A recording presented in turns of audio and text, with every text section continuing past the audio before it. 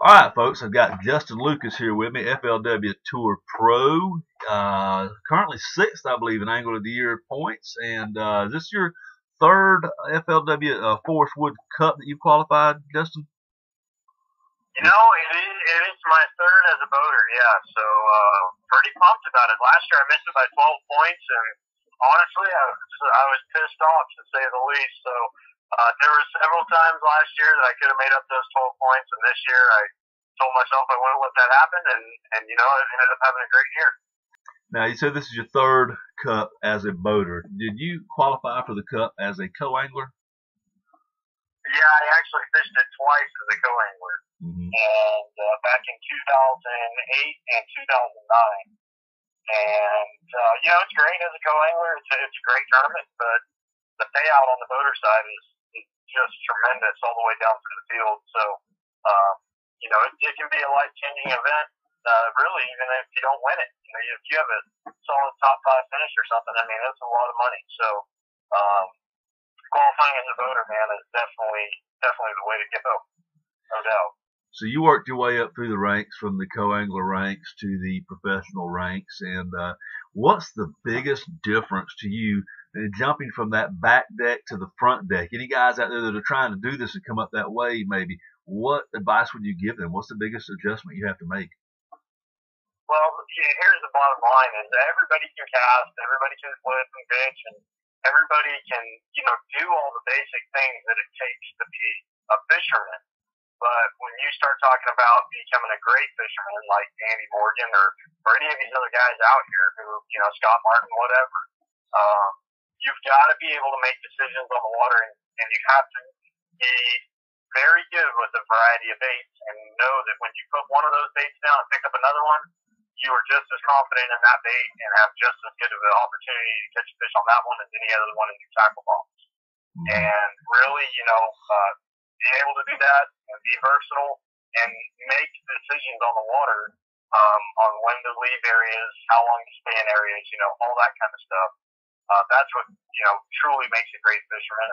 And that's the reason Andy Morgan won Angler of the Year this year on our tour, because he made all the right decisions, and he is one of the best fishermen in the world. There's no doubt about it. And I remember coming up, you know, as a, 20-something-year-old guy, back in the day, right out of college and all, and being a backseat boater. So we called ourselves no boaters back then, or non-boaters, but co-anglers now, politically correct as they call them. And I remember those days, and one of the best things about that was you get this opportunity to see all these different boats and motors and ride in these different, boat motor packages, and see all this, variety of equipment, and ask these guys these questions, and not just learn techniques from them, but also kind of learn which boat, which ride you like, which motor you like. Did you kind of develop an affinity for, your Evinrude outboard back then as a no-boater, and say, hey, man, one day I want to have one of those hanging off the back of my transom? Well, yeah, I did. You know, I had first ran my first Evinrude back in 2009 on a 19-foot Ranger back then, and it was a 200 E-Tech, and this is, I think, the fifth one that I've ran now, or fourth one that I've ran, and it's just a tremendous motor. I mean, there's obviously you have all kinds of different options out there, but to me, I want a motor that is going to require a lot less maintenance when I'm on the water, and throughout the year I need to be on the water more than anything. And with Evinrude, they have a 3-year or 300-hour, whichever comes first, maintenance-free area there, and until that comes up, you don't have to take the boat in for anything. And so that's a really important thing to me. And the other thing is the fact that it is a 2-stroke engine and extremely powerful. The motors, all the motors these days, they're all the boats. I mean, they're fast, but I see it time and time again where, for some reason, man, my boat's a little bit faster than a lot of other ones out there. And I really have nothing else to credit that to other than the motor, because when I'm, racing down the lake against these other boats, and it's the same boat, same trolling motor, all the weight's the same, but the motor's different. That speaks volume. So I've been tremendously happy with my motor, and it's always got me back in, and that's the most important thing, that I get back in and weigh in my fish. Right, that dependability is key there. Now, you've had a very solid season. A Cup championship would broaden your fan base and probably broaden your sponsor base as well. It would kind of solidify your career. How do you feel about this opportunity to take your career to the next level next week?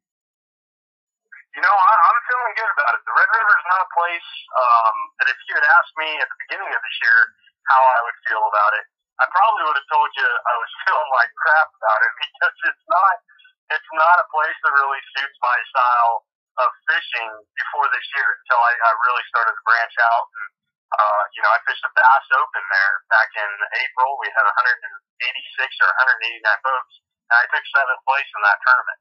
And the main reason for me to fish that tournament wasn't because the cup was going to be there, but because, as in general, coming from Northern California, I need help on those shallow, dirty rivers like that. And I needed to learn more. And, I spent a lot of time there in the spring, and I spent some time there before it went off limits, and definitely feel comfortable going back now. And that's a huge, huge thing. I mean, if you show up and you launch your boat and you're not confident and comfortable, then you're going to have some problems. And so I can't tell you how much I'm looking forward to going back and getting my boat in the water. I know it's going to be hot. The water temps are going to be in the mid-90s, but I'm ready for all that. And I'm ready for what the Red's going to throw. It's going to be a tough tournament. It really is, in a lot of aspects, not just the fishing, but the mental side of it, the heat, everything that's going into this tournament.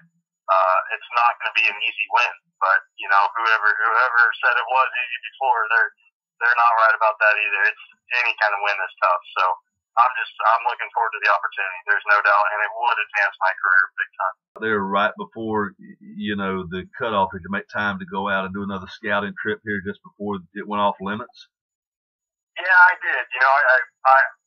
I got really comfortable there in April, and I knew that, obviously with the heat and being a shallow water place with a lot of vegetation, it was going to look different when I went back this summer. So I did go back and really saw, how big and how many lily pad fields there are out there. It's unbelievable.